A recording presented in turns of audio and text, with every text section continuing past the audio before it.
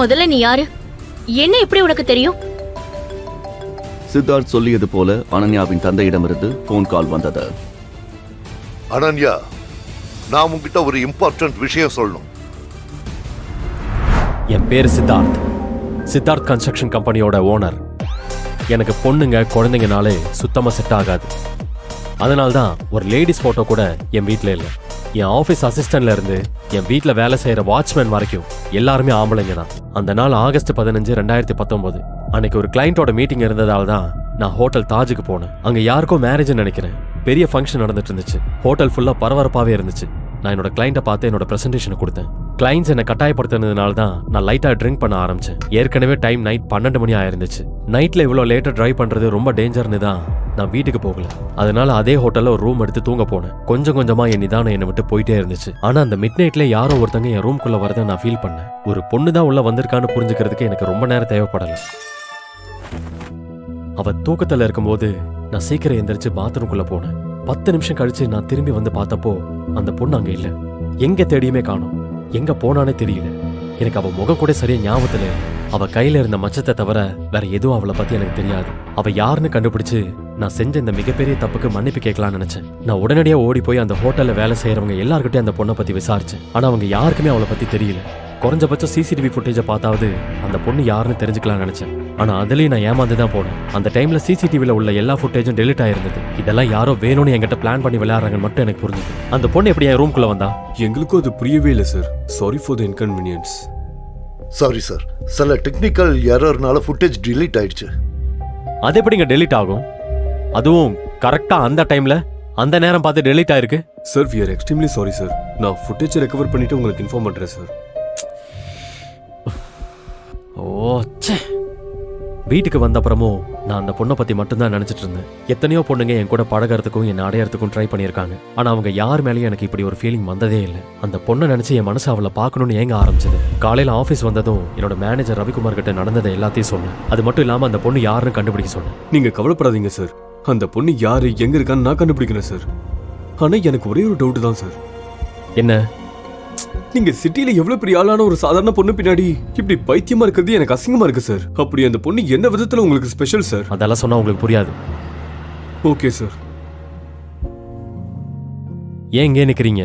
Sir நீங்க தப்பா நினைக்கலனா உங்ககிட்ட ஒண்ணு சொல்லணும் சார். என்ன அது? நீங்க அன்னைக்கு நைட் அந்த ஹோட்டலுக்கு போனீங்கன்னு யாருக்கும் தெரியாது. அந்த பொண்ணுக்கு நீங்க யாருன்னு தெரியுமான்னு நமக்கு தெரியாது. அந்த பொண்ணு நம்ம அப்படியே விட்டுட்டா உங்க பேரும் கெட்டு போகாது சார். என்ன பேசுறீங்க ரவி? ஒரு பொண்ணு லைஃபை விட என் ரெப்புடேஷன் முக்கியமா?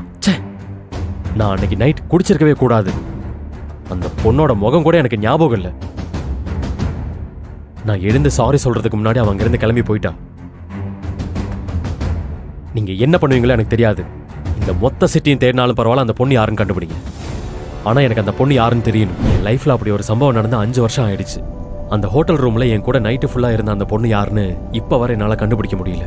நானும் பிசினஸ்னு இதை பத்தி சுத்தமா மறந்துட்டேன். ஆனா ஒவ்வொரு வருஷமா ஆகஸ்ட் 15 வரப்பெல்லாம் நான் செய்யக்கூடாத ஏதோ ஒரு தப்ப செஞ்ச மாதிரி எனக்கு குற்ற உணர்ச்சியாவே இருக்கும். எப்படியாவது அந்த பொண்ணு யாருன்னு கண்டுபிடிச்சே ஆகணும். உடனே என்னோட மேனேஜரை வர சொன்னேன். வாட் ரவி, 5 வருஷம் ஆயிடுச்சு. இது வரைக்கும் அந்த பொண்ணோட அட்ரஸ் கூட உங்களால கண்டுபிடிக்க முடியலையா? Sorry sir. அன்னைக்கு நைட் ஹோட்டலோட சிசிடிவி ஃபுட்டேஜ் எல்லாம் டெலிட் ஆயிருக்கு சார். பேக்கப் கூட நம்மளுக்கு கிடைக்கல சார். அது மட்டும் இல்லாம இவ்ளோ பெரிய விஷயம் அந்த பொண்ணுக்கு நடந்திருக்கு. போலீஸ் கம்ப்ளைண்ட் கூட கொடுக்கல சார். இதுக்கு மேல எதுவும் சொல்லாதீங்க. உங்க மேலேயும் தப்பு சொல்லி எந்த பிரயோஜனமும் இல்லை. நீங்க பிரைவேட் டிடெக்டிவா ஹையர் பண்ணுங்க. அவருக்கு எல்லா டீடைல்ஸும் கொடுங்க. நான் ஒரு வாரத்துக்கு லண்டன் போறேன். திரும்பி வரப்போ எனக்கு அந்த பொண்ணு யாருன்னு தெரிஞ்சாகணும். கண்டிப்பா சார். இந்த டைம் மிஸ் ஆகாது. ரவி கண்ணில் ஒரு வெறியோட அங்கிருந்து கிளம்பி போனாரு. நானும் பிசினஸ் விஷயமா லண்டன் போயிட்டு ஃப்ளைட்டும் சென்னை ஏர்போர்ட்ல வந்து இறங்குச்சு. Hello sir. ஹலோ, நான் வர்மா. நீங்க ஹையர் பண்ண டிடெக்டிவ். Any update? அன்னைக்கு நைட் உங்க கூட இருந்த பொண்ணு யாரு என்னன்னு மொத்த டீட்டெயிலையும் இன்னும் 1 ஹவர்ல உங்களுக்கு நான் அப்டேட் பண்றேன் சார்.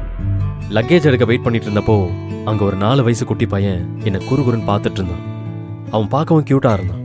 எனக்கு குழந்தைங்கனாலே சுத்தமா பிடிக்காது. நான் அந்த கியூட்டான குழந்தைய கண்டுக்காம என்னோட வழியில போயிட்டு இருந்தேன்.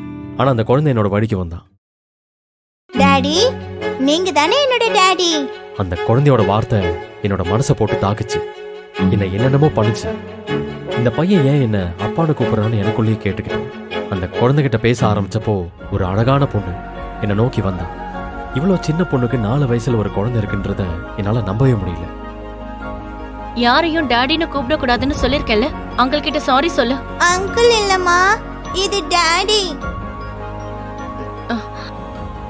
சாரி சார், கொஞ்சம் கன்ஃபியூஸ் ஆயிட்டா. It's okay.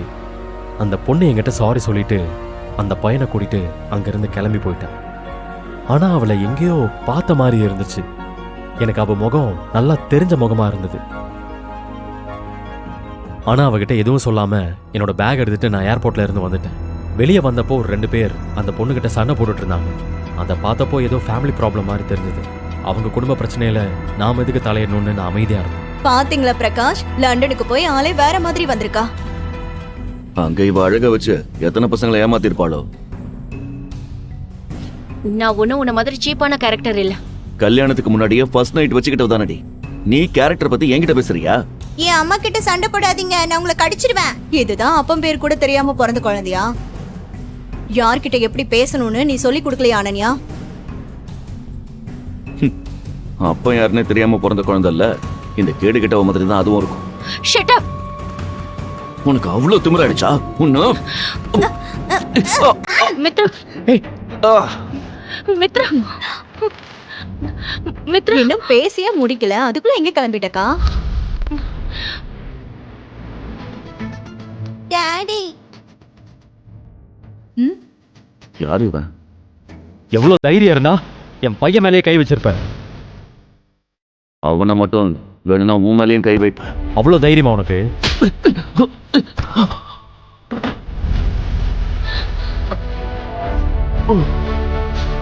பிரகாஷ் எழுந்துரு, பிரகாஷ் எழுந்துரு, எழுந்துரு. இவங்க என்னோட ஃபேமிலி. நீங்க என் வைஃபை என் மகனையும் தொடணும்னு நினைச்சீங்கன்னா இந்த மாதிரி தான் நடக்கும். ஃபியூச்சர்ல தெரியாம கூட என் முன்னாடி வந்துடாது.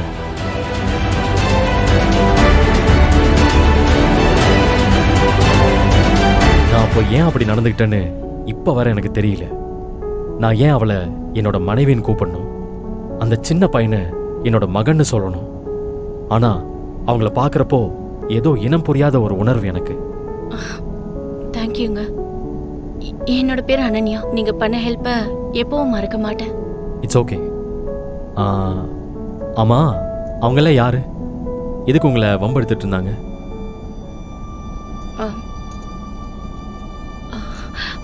அது ஒரு பெரிய கதைங்க. அதை இப்ப என்னால சொல்ல முடியாது. நீங்க வண்டியை நிறுத்துங்க, நாங்க இங்க இருந்தே போயிடுறோம். டிரைவர். மித்ரா, அங்கிளுக்கு பை சொல்லு. Bye daddy. மித்ரா, அப்படி கூப்பிடக்கூடாது.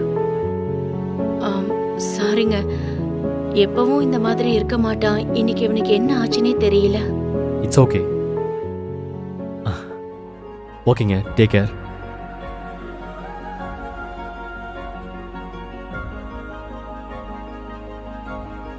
கம்.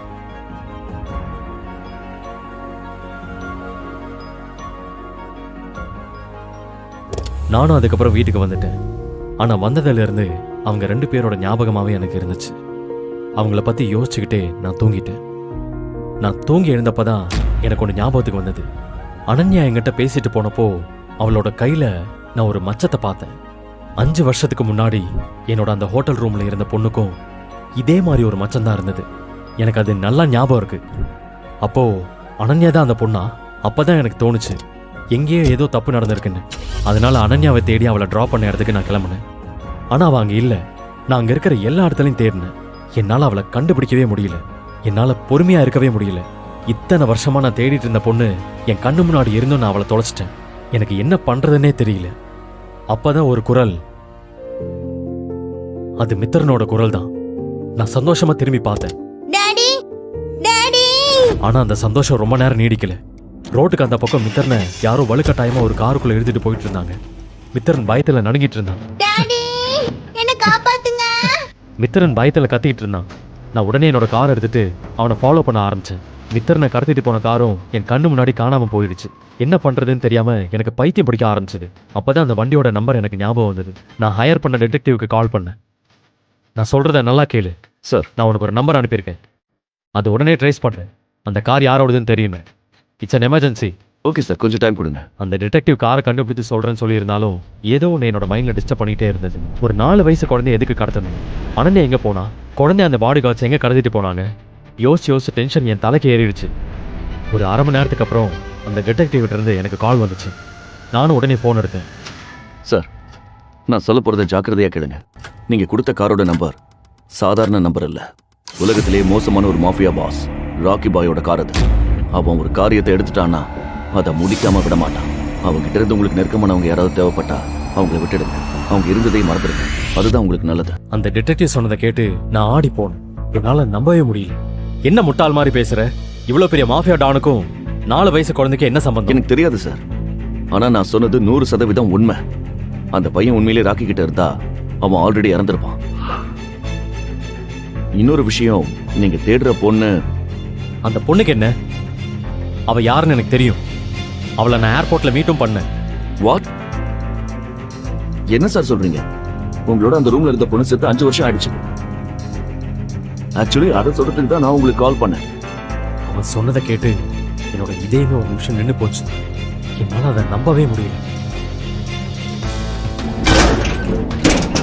டிடெக்டிவ் கூறியது போல் உண்மையாகவே சித்தார்த்துடன் அறையில் இருந்த பெண் இறந்து 5 ஆண்டுகள் ஆகிறதா? அனன்யாவின் கையில் இருக்கும் மச்சத்தின் பின்னால் ஒளிந்திருக்கும் மர்மம் தான் என்ன? மித்ரனை எதற்காக கடத்தினார்கள்? மாஃபியா பாஸ் ராக்கியிடமிருந்து சித்தார்த்தால் மித்ரனை காப்பாற்ற முடியுமா? மித்ரன் எதற்காக சித்தார்த்தை அப்பா என்று அழைத்தான்? மித்ரனின் உண்மையான அப்பா சித்தார்த் தானா? ஹோட்டலின் சிசிடிவி ஃபுட்டேஜை டிலீட் செய்தது யார்? 5 வருடத்திற்கு முன் சித்தார்த்தின் ட்ரிங்கில் யாராவது எதையாவது கலந்து விட்டார்களா? அனன்யா உண்மையில் யார்? முழு கதையையும் கேட்டு மகிழ பாக்கெட் FM ஆப்பை டவுன்லோட் செய்யுங்கள். லிங்க் டிஸ்கிரிப்ஷனில் கொடுக்கப்பட்டுள்ளது.